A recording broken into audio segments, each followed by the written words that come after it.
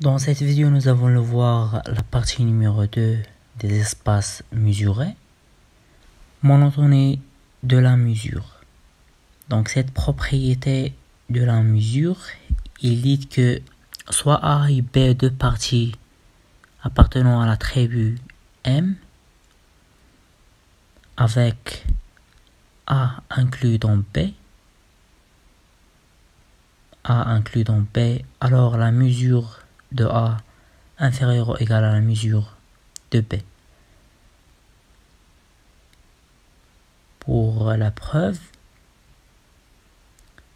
soit XM mu un espace mesuré et A et B appartenant à M avec A inclus dans B.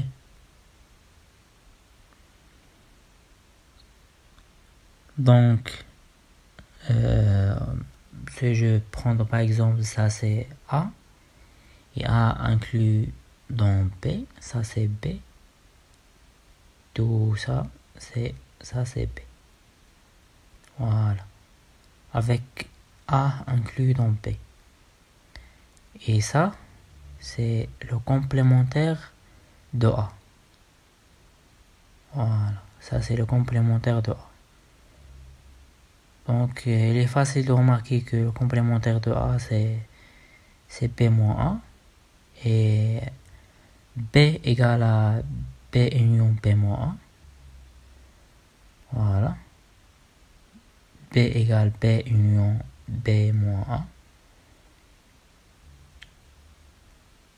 Voilà. C'est-à-dire B égale à B union le complémentaire de A. Pardon, ici B égale à B union le complémentaire de A dans B. Et A inter le complémentaire de A dans B égale à l'ensemble vide. D'après l'additivité dénombrable de la mesure, on a la mesure de B égale la mesure de B union B moins A égale à la mesure de B plus la mesure de B moins A. Et ça, c'est supérieur ou égal à la mesure de A. Voilà, donc ça c'est la mesure de B plus la mesure de B moins la mesure de A, c'est ça. Et ça c'est supérieur ou égal à la mesure de A. Voilà. Donc la mesure de B plus la mesure de B moins A supérieur ou égal à la mesure de A. Donc la mesure de B égale à la mesure de B plus la mesure de B moins A. C'est la mesure de A complémentaire dans B. Supérieure ou égale à la mesure de A. Alors la mesure de A inférieure ou égale à la mesure de B. Voilà. Maintenant on passe à la deuxième propriété. C'est sous-additivité de la mesure, qui dit que soit à n une famille d'éléments de la tribu M, alors la mesure de l'union des AN pour n appartenant à n inférieure ou égale à la sommation des mesures à n pour n appartenant à n. Donc pour la preuve, soit à n pour n appartenant à n inclus dans M, on pose que B0 est égal à A0 et Bn égale à An moins l'union des AI pour I allant de 0 jusqu'à N moins 1. Voilà. Donc, alors, pour toute N appartenant à N, l'union des AI pour I allant de 0 jusqu'à N égale à l'union des PI pour I allant de 0 jusqu'à N. Voilà. Et comme les Pn sont 2 à 2 disjointes, c'est-à-dire l'intersection égale un ensemble vide, 2 à 2 disjointes, 2 à 2 disjointes, et la mesure de Pn égale à la mesure de An moins la mesure de l'union des AI, c'est par définition, par l'hypothèse qu'on a déjà posée. C'est inférieur ou égal à la mesure de An. Donc la mesure de Pn égale à la mesure de An moins la mesure de l'union des AI pour I allant de 0 jusqu'à N moins 1 inférieur ou égal à la mesure des An. On dit que la mesure de l'union des AI pour I allant de 0 jusqu'à N égale à la mesure de l'union des PI pour I allant de 0 jusqu'à N. L'union des PI pour I allant de 0 jusqu'à N. D'après ça, voilà. On a donc pour toute famille AN inclus dans M. On a donc pour toute famille AN inclus dans M, la mesure de l'union des AN inférieure ou égale à la sommation des mesures de AN pour N appartenant à N. On a la mesure de l'union parce que la mesure de l'union des PI pour I allant de 0 jusqu'à N, c'est inférieur ou égal à la sommation des mesures des Pn, c'est inférieur à la sommation des mesures de An, parce que la mesure de Bn inférieure à la mesure de An. Donc la mesure de l'union des AI pour I allant de 0 jusqu'à N égale à la mesure de l'union des PI pour I allant de 0 jusqu'à N inférieur ou égal à la sommation des mesures de Pn inférieure à la sommation des mesures des An. Maintenant on passe à la troisième propriété, c'est la continuité croissante de la mesure, qui dit soit An une famille d'éléments de la tribu M, une famille croissante, alors la mesure de l'union des An pour N appartenant à N égale à la limite de la mesure de An pour N tend vers A plus l'infini. Alors la mesure de l'union des An pour N appartenant à N égale à la limite quand N tend vers A plus l'infini des mesures de An.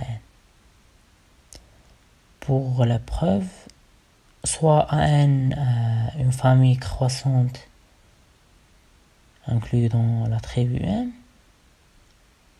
An inclus dans la tribu M, c'est-à-dire pour tout N appartenant à N, An inclus dans An plus 1, c'est-à-dire si on pose, si ça c'est A1, ça c'est A2, avec A2, ça c'est A2, avec A inclus dans A2, etc. jusqu'à An. Ça c'est An plus 1. Voilà. Ça c'est An.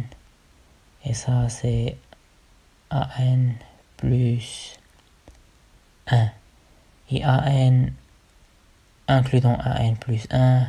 Et A1 inclus dans A2, inclus dans A3. Donc en général, An inclus dans An plus 1. Donc la mesure de An est une suite croissante. Donc la mesure de An est une suite croissante. Et puisque la limite de la mesure de An égale le sup de An quand N tend vers A plus l'infini, et puisque la limite de la mesure de An égale sup de An, ça c'est appartenant à R bar plus, appartenant à R bar plus. Ici, la mesure de AN tend vers plus l'infini.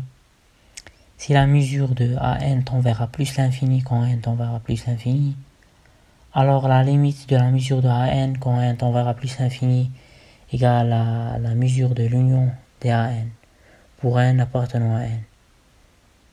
Voilà. Cette propriété, elle est vraie pour... Est-ce que cette propriété, elle est vraie pour n appartenant à n? Voilà. Donc on pose B0 égale à 0 et Bn égale à n moins à n plus 1. Voilà. Donc ça c'est Bn ici. Tout ça. C'est Bn. Voilà. C'est An moins 1 moins An.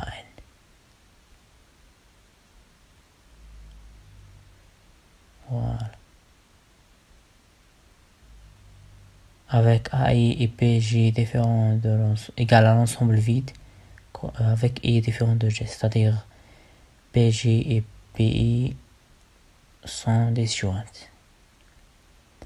Donc d'après l'additivité de la mesure, on a la mesure de l'union des AN égale à la mesure de A0 plus la sommation des mesures de PI pour E. Donc la mesure de l'union des AN égale à la sommation des mesures de PI pour I allant de 0 jusqu'à l'infini. Par suite, la limite de la mesure de AN pour n tend vers plus l'infini égale à la limite de la sommation des mesures de PI pour I allant de 0 jusqu'à n quand n tend vers plus l'infini. Donc cette limite de la sommation pour I allant de 0 jusqu'à n égale à la sommation, la série de la mesure de PI pour I allant de 0 jusqu'à l'infini. Et ça, c'est la mesure de l'union des PI. Ça, c'est la mesure de l'union des PI. Égale à la mesure de l'union des AI pour I appartenant à N. Parce qu'on a déjà montré que la mesure de l'union des AN égale à la sommation des mesures de PI pour I allant de 0 jusqu'à l'infini égale à la mesure de l'union des PI pour I appartenant à N. I appartenant à N égale à la mesure de l'union des AI. Donc on a montré que la limite de la mesure de AN pour N tend vers plus l'infini égale à la mesure de l'union des AI pour I appartenant à N. Maintenant pour la dernière proposition, la continuité décroissante de la mesure, soit AN une famille d'éléments de la tribu M, une famille décroissante avec l'un ou moins de AN étant des mesures finies, avec l'un ou moins de AN étant de mesures finies. Alors la mesure de AN est finie. Alors la mesure de l'intersection des AN pour n appartenant à n égale à la limite de la mesure de AN pour n tend vers plus l'infini. Pour la preuve, on pose que les B0 égale à A0 et les Bn égale à A0 moins AN. Bn égale à A0 moins AN. Voilà. Donc, cette famille est décroissante, c'est-à-dire que avec l'un au moins de AN étant de mesure finie. Par exemple, ça c'est A1, ça c'est A2. Voilà, ça c'est etc. jusqu'à c'est AN. Plus 1, ça c'est AN. Voilà. Donc AN plus 1 inclus dans AN en général. Voilà.